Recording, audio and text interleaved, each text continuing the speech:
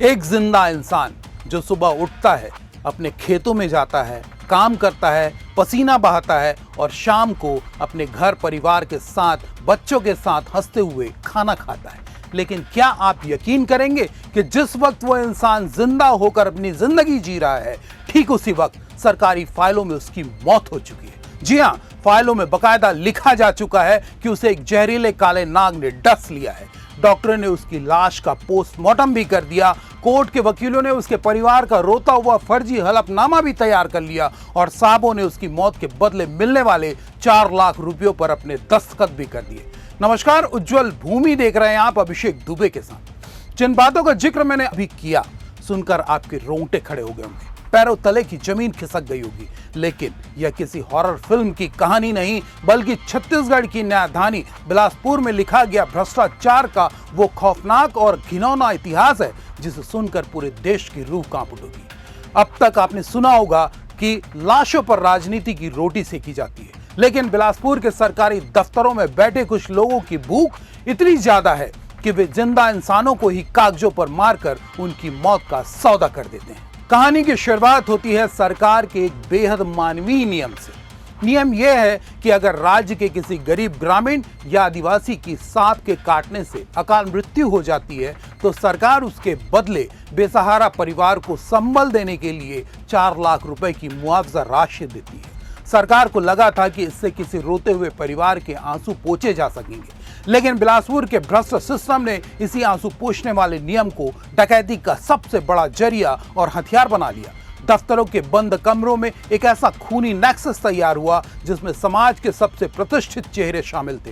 इसमें वो डॉक्टर शामिल थे जिन्हें हम धरती का भगवान कहते हैं, इसमें वो वकील शामिल थे जिन्हें हम कानून का रखवाला समझते हैं, और इसमें वो अफसर शामिल थे जिन्हें जनता का सेवक कहा जाता है। इन सब ने मिलकर एक ऐसा जाल बुना कि बिलासपुर संभाग के गांव में एक अदृश्य कागजी इच्छाधारी नाग छोड़ दिया गया। यह नाग किसी जंगल में नहीं, बल्कि सरकारी फाइलों में घूमता था। इस गिरोह के दलाल सबसे पहले भोले भाले ग्रामीणों के बैंक खातों की जानकारी जुटाते थे और उसके बाद शुरू होता था असली खेल। पटवारी और तहसीलदार मिलकर उस जिंदा ग्रामीण की सांप काटने से मौत का झूठा पंचनामा तैयार करते।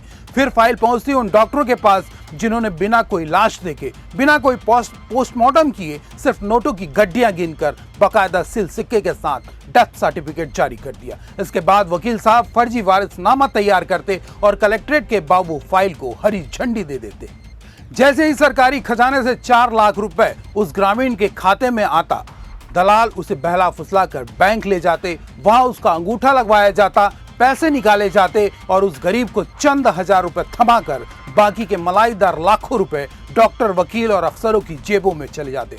सोचिए, 1 या 2 बार नहीं, इस कागजी नाग ने बिलासपुर में पूरे 431 बार जिंदा इंसानों को डसा और देखते ही देखते गरीबों के हक के 17 करोड़ रुपए इन भ्रष्टाचारियों के आलीशान बंगलों की अय्याशी में तब्दील हो गए।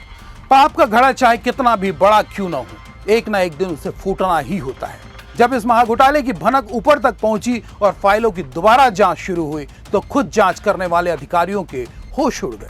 जिन लोगों के नाम पर सरकार करोड़ों रुपए बांट चुकी थी, वो लोग बकायदा अपने खेतों में हल चलाते हुए जिंदा मिल गए। इस खुलासे के बाद बिलासपुर से लेकर रायपुर तक हड़कंप मच गया। आनन फानन में एक के बाद एक कुल 14 FIR दर्ज की जा चुकी हैं। पुलिस की टीमें अब उन डॉक्टरों, वकीलों और अफसरों की गर्दन तक पहुंचने के लिए छापेमारी कर रही है जिन्होंने कफन के पैसों की चोरी की है। फर्जी सर्वदंश का मामला बनाकर शासन से मुआवजा की राशि प्राप्त की गई है और शासन के जो क्षति पहुंचाई गई है, ऐसे मामले थे सरकंडा में 5, तोरवा में 3, तोरवा में 2, सिविल लाइन में 3, कोनी में 3 और एक कोतवाली में। तो टोटल 14 मामले में FIR पंजीबद्ध किया गया है। सभी मामलों में जो संदेही हैं उनसे पूछताछ की जा रही है और मामले के बारे में जानकारी जुटाई जा रही है। शीघ्र ही इसमें सभी आरोपियों को गिरफ्तार करके जुडिशियल रिमांड पर भेजा जाएगा। छत्तीसगढ़ की धरती पर हुआ यह घोटाला देश के हर उस भ्रष्टाचारी के लिए एक सबक है जो सोचता है कि वो अपनी तिजोरी भरने के लिए किसी भी हद तक जा सकता है। अब जनता की एक ही मांग है कि इन कफन चोरों को सिर्फ जेल ना भेजा जाए, बल्कि इनकी संपत्तियों को कुर करके पाई पाई वसूल की जाए। बिलासपुर के इस कांड ने पूरे सिस्टम को कटघरे में खड़ा कर दिया है और अब देखना यह है कि क्या 431 जिंदा इंसानों की चीख इस सोए हुए तंत्र को जगा पाएगी या फिर रसूखदार लोग एक बार फिर कानून की कड़ियों को तोड़कर बाहर निकल जाएंगे। इस महाघोटाले पर आपकी क्या राय है, कमेंट बॉक्स में जरूर बताइएगा। लाइक और शेयर के साथ ही चैनल को सब्सक्राइब करना मत भूलिएगा। नमस्कार।